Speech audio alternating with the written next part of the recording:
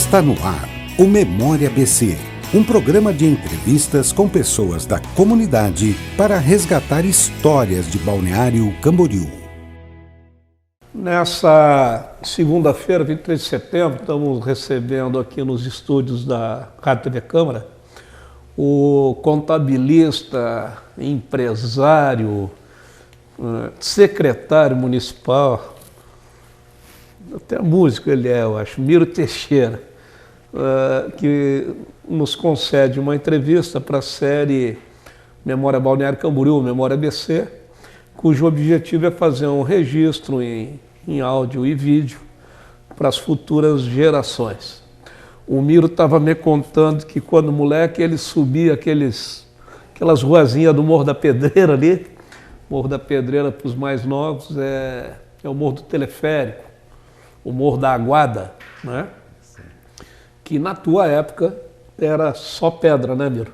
Era só pedra. Primeiro, boa tarde, te agradecer pelo convite, a satisfação estar aqui participando desse teu programa.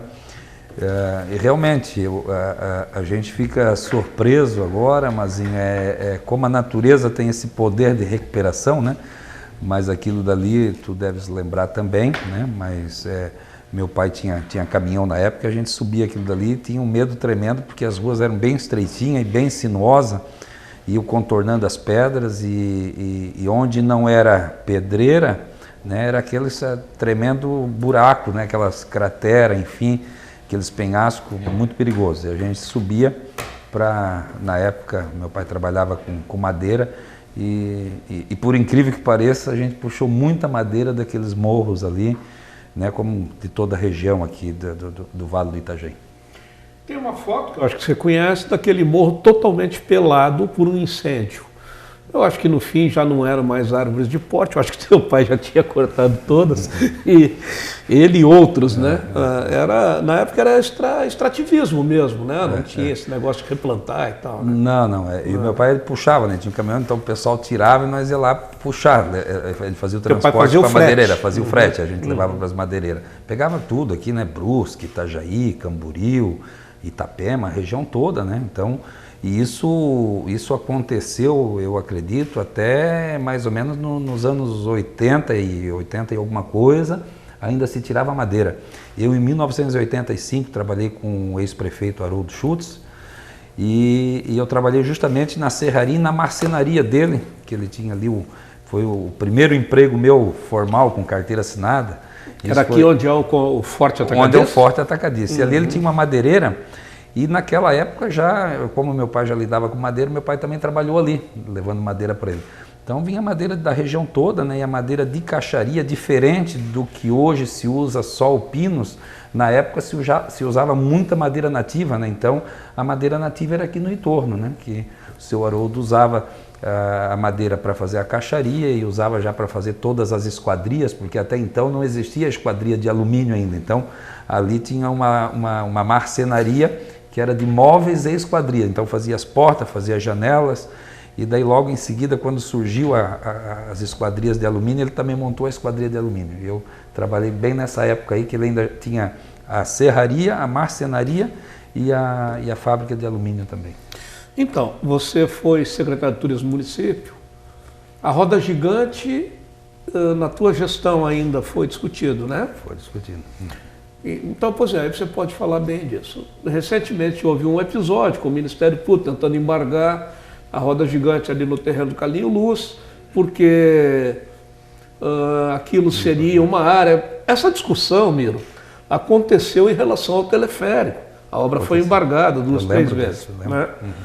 E o tempo provou que a discussão é supérflua, porque hoje aquele morro, você acabou de me contar, ele está totalmente recuperado, e é o que acontecerá na roda gigante.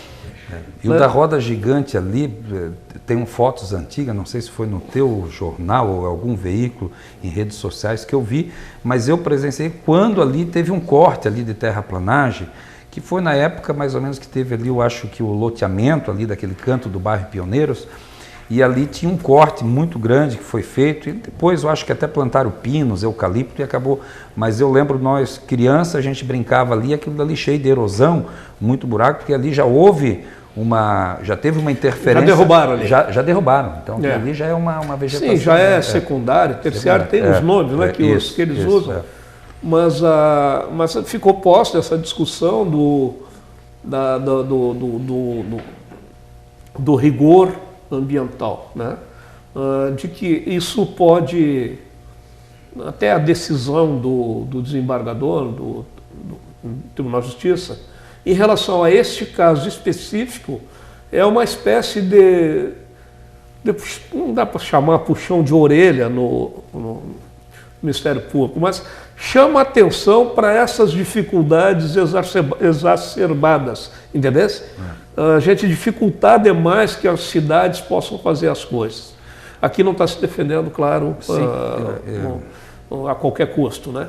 Eu nessa parte, eu queria fazer um parênteses, porque daí, como secretário de turismo, eu participei numa cadeira no Conselho da Cidade, onde foi discutido, e se não foi por unanimidade, mas foi quase por unanimidade, tá?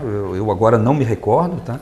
Mas foi aprovado, e assim as pessoas, os conselheiros que discutiram isso, ouviram tanto o empreendedor e os profissionais envolvidos, e nós só vimos aquilo dali como algo realmente que vai trazer benefício para a cidade. Uma coisa que as pessoas têm que saber é que Balneário Camboriú, a vocação dela é turística. Tudo que vem depois do turismo. O turismo é o que é a nossa matriz econômica principal. Então você, quando tem o compromisso de empresários como esse, de outros empresários, como você citou do teleférico ali, do seu Júlio Tedesco, empresários que vêm, que querem ganhar o seu dinheiro, querem fazer o seu investimento, mas querem fazer um investimento com muita responsabilidade, tanto ambiental como social, e eu não tenho dúvida que foi isso que nós, enquanto conselheiros, e eu até era conselheiro na época do Conselho da Cidade, como secretário de Turismo, pude visualizar isso. E depois, quando eu acompanhei a audiência pública na Câmara de Vereadores, eu também vi, né, esse comprometimento desses empresários em fazer um empreendimento sustentável, um empreendimento que coloque Balneário Camboriú ainda num status melhor do que está e, como você falou, ainda recuperando, preservando uma encosta daquela que daqui a pouco pode estar aí cheio de invasões, como a gente tem outras encostas em Balneário Camboriú, né, que infelizmente o poder público às vezes não consegue ter esse controle, realmente as pessoas da noite para o dia invadem essas áreas e acabam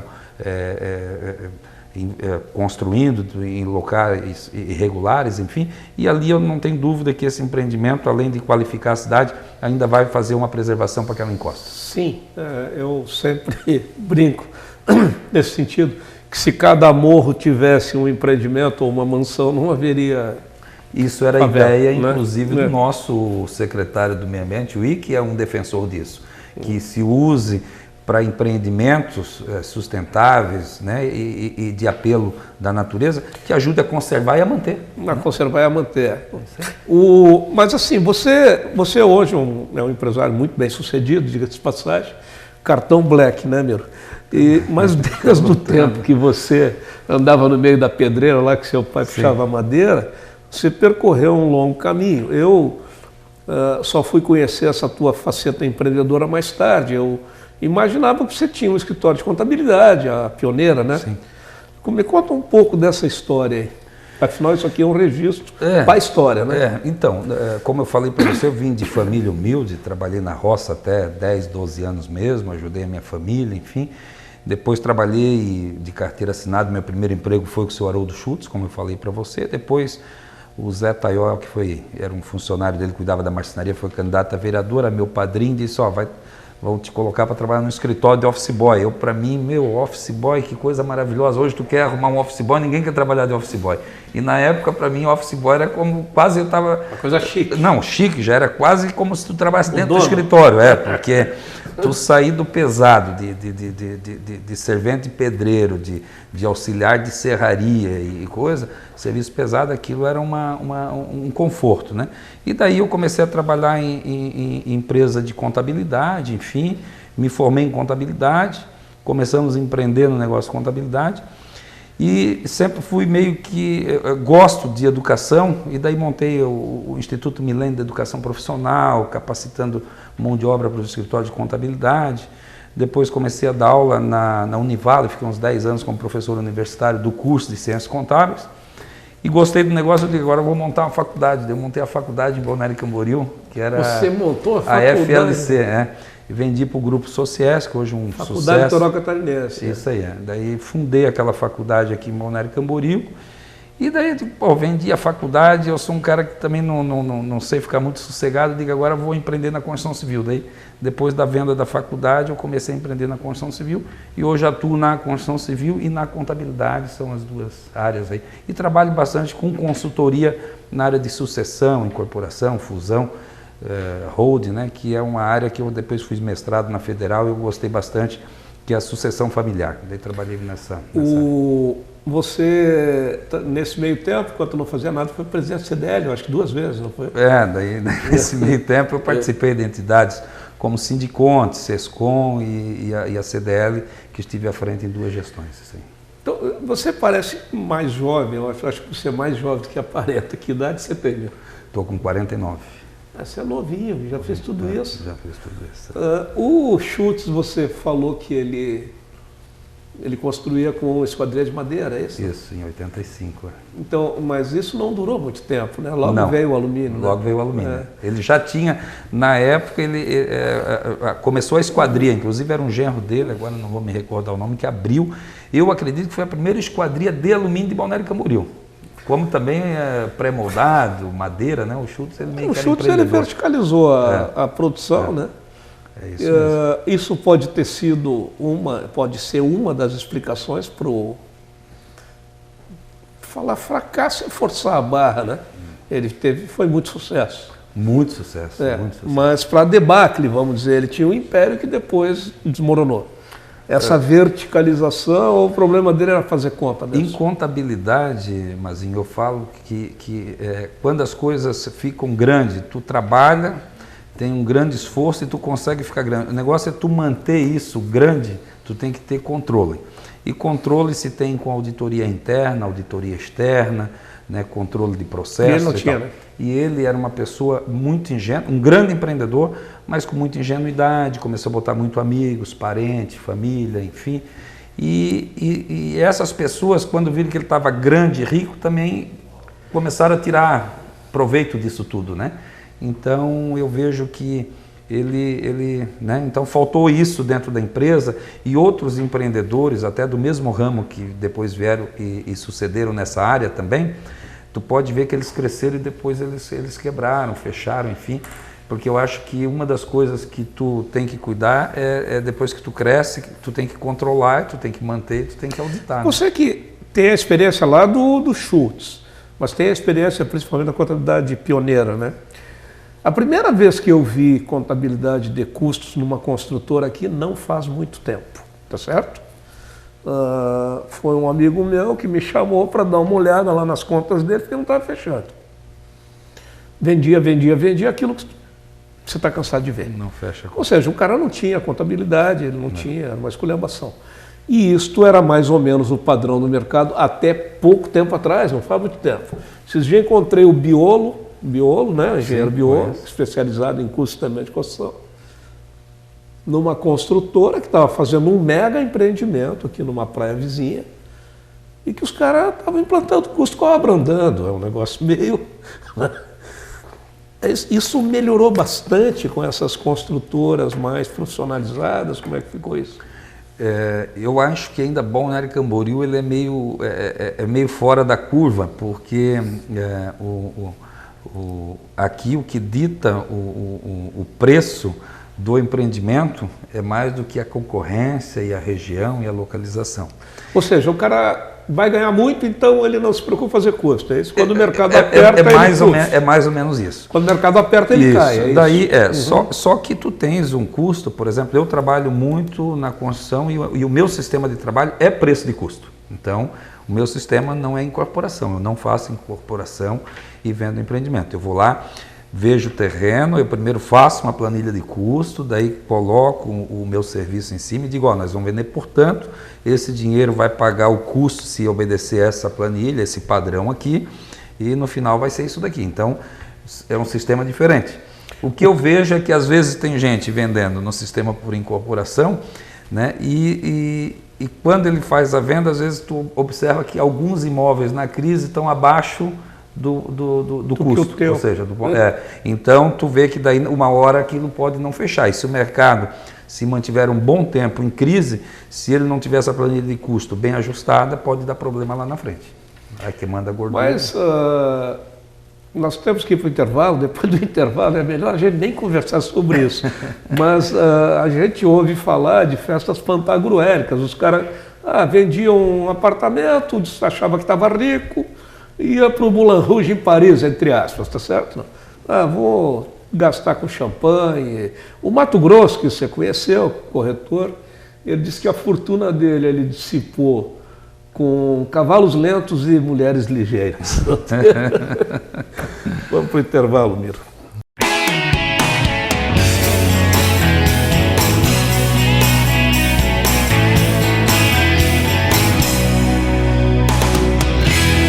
Você está acompanhando o Memória BC. O Ministério do Turismo adverte: muitas vezes a exploração sexual de crianças e adolescentes acontece diante dos nossos olhos. Quem finge que não vê, vira cúmplice. Fique de olho e denuncie. Disque 100. Ministério do Turismo, Governo Federal, Pátria Amada Brasil. Meu nome é Johnny Luiz da Silva, perdi a visão há 5 anos. O esporte catarinense me ajudou a superar minhas barreiras. Depois que eu encontrei o jiu-jitsu, que eu estava muito tempo parado sem fazer nada, a minha vida, pouco a pouco, ela vem se colocando no trilho que era antes do acidente, né? Essas medalhas me dizem que eu estou no caminho certo, que não há barreiras. Ele vai pegar cada medalha e ele vai saber identificar. O pódio ele tinha espaço para o cadeirante subir, né? Sem precisar sair, pegar a cadeira dele e levantar, ele mesmo propriamente podia subir. Bem surpreendente, eu não esperava por aquilo. Eu não sabia que estava grávida, mas quando foi no 8º mês que eu fiz a ultrassom e deu microcefalia, ali parece que o meu mundo desabou. Eu olhava para minha mãe e ela, vai dar tudo certo, filha. Ela é a minha razão. Quando eu vejo uma mãezinha que está grávida, eu falo, te cuida. Isso é bom para você e para a criança. Todos os anos o Aedes aegypti tira a vida de pessoas ou as marca para sempre. Para mudarmos essa realidade, precisamos de você. E a mudança começa pela sua casa.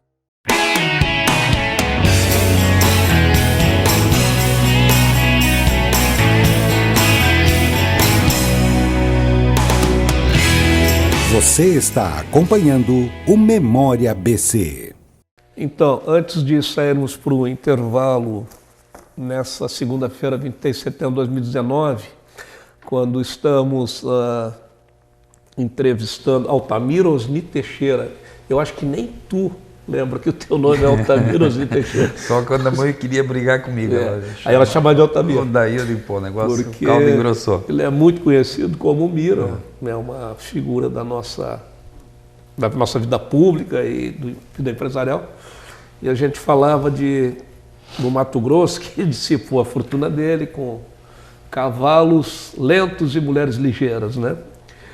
Isso também foi um traço um traço que marcou bem o empreendedorismo em Balneário Camboriú, que eu chamo de melancolia do inverno. O inverno era muito melancólico aqui, né? Os caras ou bebiam muito, ou jogavam muito, ou se envolviam muito com cavalos e mulheres. Isso aconteceu muito ao longo do tempo, né, Almir? Eu lembro bem, o seu Cláudio Dalvesco tinha o restaurante tipo Campos. Por coincidência, o dono da sala era o seu Edmundo Barocco, já falecido, e agora recentemente também faleceu o filho dele, que era o Edmundo Barocco Filho. E a gente lembrava que eram poucos os restaurantes que permaneciam abertos no inverno. E era o restaurante Siri da Lenita, era o Hipo Campos do seu Cláudio, né? E o veleiro ali na Terceira Avenida. O veleiro, que era noite e dia. Que era noite e dia, que funcionava assim. Fora esses, o restante era só no verão. Inclusive as nossas fruteiras, as casas que vendiam verdura, frutas e verdura, no inverno eram quase todos fechados. A gente tinha até dificuldade porque eles vinham e se instalavam, porque a população ela era muito sazonal. Hoje a sazonalidade diminuiu muito, né? Porque Balneário Camboriú tem um número significativo. Bombias está assim ainda, né? Bombias ainda está assim. Isso, é. Tu vai, principalmente para Zimbros, Canto Grande Isso, lá, né? A gente vai seguido, ainda Balneário era aquilo lá, né? Então, nós não tínhamos material escolar, eu lembro, a minha mãe comprava o Itajaí para nós, né? Ou até às vezes em Blumenau, material, livro, essas coisas todas, porque não tinha aqui em Balneário Camboriú, né? Então mudou bastante. E o mercado imobiliário, eu digo que depois dos anos 90, porque se tu lembrar, em 1985, quando estava vendendo o Imperatriz, acho 84, 85, por aí, o Imperatriz ali custava $30 mil um apartamento de frente para o mar. Quer dizer, só argentino para comprar. Onde é que já se viu pagar $30 mil um apartamento de frente para o mar? Né? 120 mil reais. Hoje, apartamentos enormes, né? Enormes, gigante, 4 quartos, dependência de empregada, né? Frente mar, elevador panorâmico, um dos prédios mais altos do país, né? E custava aí na faixa de $30 mil. Hoje, né, um apartamento equivalente, nós estamos falando aí de apartamento já passando de 10 milhões, né? Então mais de 3 milhões de dólares. Né? Sim, um apartamento equivalente àquele ali custa hoje 10 milhões de reais. A conta está certa. É isso aí. Porque ali são apartamentos de alguns com mais de 200 metros quadrados, né? Corredores amplos, material de primeira. Então, houve, é lógico que houve a valorização de tudo, né? Mas eu acho que Balneário Camboriú cresceu, hoje é um dos metros quadrados mais caros do Brasil, então eu acho que ele cresceu muito em infraestrutura, em investimento do poder público, mas a iniciativa privada aqui também eu acho que acreditou muito na cidade, né? E a gente vê a visão desses empresários e cada vez trazendo mais qualidade, trazendo mais atrativos, né? Agora recentemente vimos o empresário trazendo para cá a marca Lamborghini, né? Lamborghini. Então, que é uma marca de luxo, né? Então, tu trazer essas referências para Balneário Camboriú, onde a gente só escuta Miami, Dubai, né? Então, e no Brasil, Balneário Camboriú sendo referência. E já tem Pininfarina, né? Já tem Pininfarina, que é verdade. Lamborghini, os dois top da Itália, né? Dois top da Itália. Em termos de grife. Realmente Isso. bem lembrado. Então, o mercado imobiliário, eu diria que hoje são valores absurdos, astronômicos, né? Porque ao mesmo tempo que cada dia está saindo um lançamento e novos empreendimentos nesses valores altíssimos, exige um mercado muito aquecido, que é o de compra e venda dessas unidades prontas também, né? Que tu no escritório acompanha todo dia. Então, todo dia a gente está vendo, hoje esse passa para aqui. Então, virou um produto muito requisitado o apartamento em Balneário Camboriú. Isso por gente do Brasil todo e de fora do Brasil, né? Então, isso também acaba aquecendo bastante a economia aqui. Pois é. Daí eu queria te perguntar o seguinte, você inaugurou ali, é Sky o nome, né? Sim. Não é Ski, é Sky, né? Sky. É um edifício de escritórios, monumental, né? Na frente tem como é o nome do que tem na frente? Ciaplan. Da Ciaplan, que é mais antigo, mas também é um prédio muito bom. Imponente, muito bom. Eu acho que... O do Leco agora está saindo. Né? O Leco está fazendo mais um, então só naquela quadra ali, ou naquele entorno, são 3 grandes prédios de escritórios. Aqui o do hotel construiu um também. Pacífico do Zé. O Zé Bustega construiu aqui na frente do Angeloni. Esse da FG andou construindo aqui para dentro do Bairro das Nações, ou ia construir. Onde é que vocês tudo estavam com a cabeça? Porque eu passo lá, não tem uma luz ligada. O Sky foi um sucesso de venda muito rápido. Se tivesse mais 30 salas, teria vendido tudo. E hoje, um sucesso de locação. Né? Então, Tu vendeu para investidores? Para investidores, para profissionais das mais diversas áreas, e eu particularmente fiquei com algumas unidades lá, já aluguei tudo, porque existe uma carência. Para ti ter uma ideia, o que a gente fez? Por exemplo, ali foi inovado já desde o projeto, o arquiteto ali, o Zermiani teve uma sacada muito bacana de projeto, que ajudou bastante. Outra coisa que também eu acho que contribui, nós fizemos 6 andares públicos de garagem, enquanto os outros não querem fazer andar público, eu ali ao contrário, 100% é público. Isso é usar a cabeça para o lado bom. Então, isso todo mundo já diz, pô, mas que bacana, então vou ter uma sala num lugar que as pessoas podem estacionar com facilidade. Então, isso foi um lado positivo. Outro foi, já que aquilo é um escritório, nós precisamos de sala de reuniões. Então eu fiz, são 3 salas de reuniões grandes, para 20 pessoas ou mais, né? Fizemos mais auditório, fiz espaço tudo gourmet. Tudo compartilhado, academia, tudo via economia. Então acho que isso foi assim um diferencial, que é aquilo que a gente está falando. Porque Balneário Camboriú não pode ser mais aquela... A gente tem que sair fora da curva, né? Então acho que ali... Fora da caixinha, né? Fora da caixinha. Então acho que a mesma coisa ali da Ciaplan, os demais empreendimentos, porque daí... E também é o seguinte, o preço do terreno em Balneário Camboriú não justifica mais tu comprar um terreno, pagar 2 milhões, gastar mais 1 milhão para fazer uma sala, e daí se tu pode ir lá com 400 mil e comprar a sala numa infraestrutura e com segurança. E compartilhar serviços, né? Que compartilhar. É um grande lance, né? Tu compartilha portaria, compartilha segurança, compartilha secretaria, se você quiser, não sei se tu oferece serviço. Verdade. Né? Garagem e tudo mais, então é isso mesmo. Os espaços. E outra coisa também, tu acaba fazendo network, relacionamentos, né? Porque hoje no mundo empresarial a gente precisa disso. Um advogado já tem ali, né? Um corretor já tem ali. É tipo um coworking sofisticado, é isso? Mais ou menos isso aí, né? Tipo um coworking. Ô Miro, você foi secretário de Periquito também, não foi? Não. Mas primeira vez foi, não foi? Primeira vez que eu exerci um cargo público foi a convite do nosso prefeito Fabrício e Carlos Humberto, e fiquei também por 2 anos e 3 meses. Pois é, você saiu da secretaria a seu pedido. Normalmente os caras divulgam que saíram a pedido, e é mentira, mas no seu caso eu sei que foi. Eu tinha pedido pouco antes. E eu queria saber 2 coisas, por que você entrou e por que você saiu. Né? Porque eu não devia ter feito nenhuma das 2 coisas, na minha opinião. Eu vejo assim, eu acreditei e acredito muito no governo do Fabrício e do Carlos Humberto. Eu acho eles 2 jovens, 2 pessoas dinâmicas, 2 pessoas com uma índole muito boa, são 2 profissionais que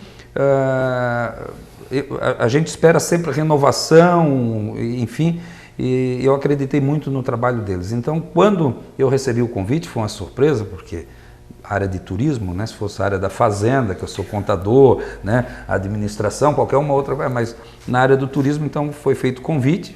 Eu achei que o secretário de turismo fosse até o vice-prefeito, né, então tive essa surpresa, esse convite.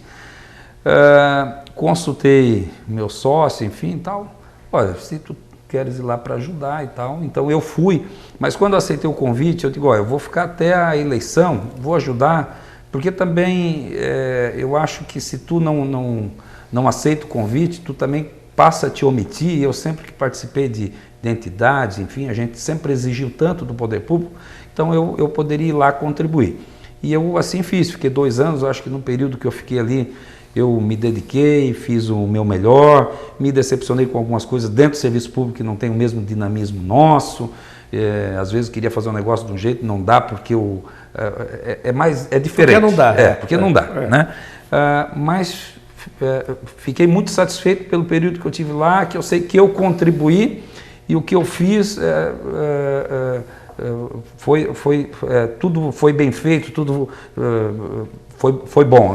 Pelo menos foi de boa vontade. De boa vontade, E daí, quando eu vi que isso daí estava me prejudicando profissionalmente, porque como a gente está falando aqui, a gente é muito ativo, muito envolvido numa série de coisas, eu vi que isso profissionalmente, lá nas minhas empresas, estava me prejudicando. Porque tu fica o dia inteiro envolvido com essa droga. Isso. Às vezes tu viaja... O mesmo acontece comigo aqui na Câmara. E tu te ausenta muito tempo numa viagem, enfim, daí família, empresa. Então, quando eu vi que isso estava me atrapalhando, eu disse, olha, eu vou ter que sair, né? Eu acho que vamos deixar para uma pessoa que tenha mais disponibilidade. Então, para mim foi isso. O que pesou é que eu não tinha a disponibilidade e o tempo para me dedicar mais. Então, mas tu arranjou tempo para visitar teu filho? Daí fui visitar.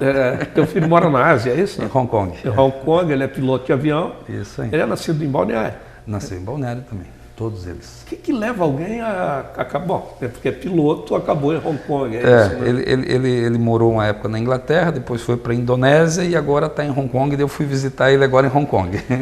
Agora nos protestos, que lá está meio conturbado agora. Tava nos protestos. Estive lá, fiquei 15 dias com ele, fui a Macau, fui a China mesmo, em Shenzhen, tive também na Tailândia, enfim, na Tailândia ele foi pilotando o avião de Hong Kong na Tailândia, um Airbus 321, eu fui como passageiro, isso aí foi uma satisfação muito grande, né? Ele como comandante. Viajar no voo comercial que o próprio filho pilota. Pilota, né? Então isso foi bacana, assim, né? E daí eu tenho uma outra menina também que mora em Washington, nos Estados Unidos, está estudando, enfim, lá. Eu também queria ir, eu estava indo uma vez por ano, eu acho que tem que estar indo mais vezes e tal. Então eu precisava dessa liberdade, né, um pouco maior, e assim agora eu consegui cuidar mais das coisas particulares e dar um pouquinho mais de atenção para a família. Então foi essa minha decisão para estar saindo do serviço. Assim, quem olha de fora imagina que a construção civil de Balneário Camboriú e região ela está meio deprimida e tal. Mas assim, a impressão que eu tenho é que ela está mais racional, ou seja, ela está gastando estoques, não está deprimindo seu preço por excesso de oferta. Isso mesmo, é por aí, não? Eu acho que tu falou uma palavra que está mais racional, porque empresários que às vezes lançavam o número X, hoje já estão lançando o número Y, porque eles sabem que aquilo dali vai prejudicar ele mesmo, né? Então, hoje ela está num compasso, observando o entorno, mas Balneário Camboriú vende sempre. Então, tem crise, não, mas as pessoas que têm o dinheiro reservado, que têm aquele sonho de consumo, de um dia ter um apartamento na praia, não vai ser uma crise, que são crises passageiras, ou outra, que vai fazer ele mudar de ideia, entendeu? Porque aqui é diferente de quando o cara está trabalhando e está produzindo para poder pagar. Ali já são pessoas que já têm uma certa reserva e que já fez um planejamento para isso acontecer. Então, por causa disso que nós saímos um pouco da curva, né? Porque enquanto existia toda uma crise econômica, Balneário Camboriú sentiu a crise, lógico, né? Foi mais devagar, mas continuou seguindo e continua vendendo, né? Nós tivemos um crescimento populacional, segundo as projeções do IBGE, no ano passado, nos últimos 12 meses, julho, uma coisa desse tipo, em torno de 2,6. Isso é espantoso sob qualquer ponto de vista, né? Como preparar a infraestrutura para a cidade com essa maluquice aí? E eu diria que esse é o grande desafio nosso agora, né? Nós, enquanto cidade, o que nós precisamos ter agora? É essa infraestrutura, né? Então, eu acho que já temos que começar a pensar num transporte público eficiente. Eu fui para Hong Kong agora, eu fiquei impressionado. Quando eu cheguei, o meu filho já estava com um cartão para mim, outro para minha esposa, e daquele momento eu não precisei mais usar dinheiro. Então tu usa o metrô, tu usa o trem, tu usa o ônibus, tu vai numa loja da 7-Eleven, tu vai na padaria, tudo com aquele cartão. E se acabou o dinheiro, em qualquer momento tu puxa mais $100 e manda colocar no cartão e pronto. Porque eles inclusive preferem o dinheiro. Isso, eles preferem que tu não use dinheiro. É segurança para eles, é segurança para você, não tem desperdício de troco. Não tem de troco. Isso mas mesmo. Sabe que o brasileiro está assim? Se tu for na padaria Tuts, vamos fazer um merchandise aqui, como eu vou todos os dias bem cedinho, as pessoas estão todas pagando com cartão. Porque padaria é valor quebrado, 8,20, 9,40. E o cartão resolve isso, né, amigo? Resolve. Mas eu acho que ainda, assim, então nós temos que investir mais no transporte público, em tecnologia. Tu acha que o transporte público no Brasil, que é um povo muito desacostumado, vamos dizer assim, algum dia vai ser como os asiáticos enxergam? Porque, bom, para eles também não tem outra solução, né? Ô, Mazinho, eu acho que isso tem que partir do poder público, sabe? É o poder público. Então, nós estamos aqui hoje na Câmara de Vereadores, uma ideia aqui para um vereador, de repente tem que fazer alguma lei, por exemplo, que te dê benefício. Hoje, a empresa de transporte que está atuando em Balneário Camboriú e em outros municípios estão tendo dificuldade, muitas estão fechando, tá? Muitas estão fechando e vão fechar, se não houver... isso é quase que um serviço público, o transporte. É um serviço público. É um serviço público. Então, tem que ter algum benefício para colocar um ônibus elétrico, para fazer uma tarifação diferenciada, um incentivo, nem que seja de propaganda dentro da própria cidade para convencer o morador a utilizar esse transporte público com preços, às vezes, por um determinado período, inclusive subsidiado pelo poder público municipal, entendeu? Ter subsídio, né?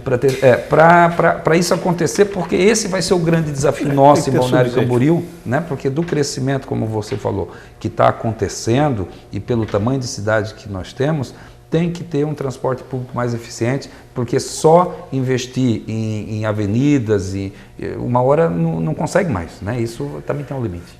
O pessoal da produção já está olhando feio para nós e nós temos tempo.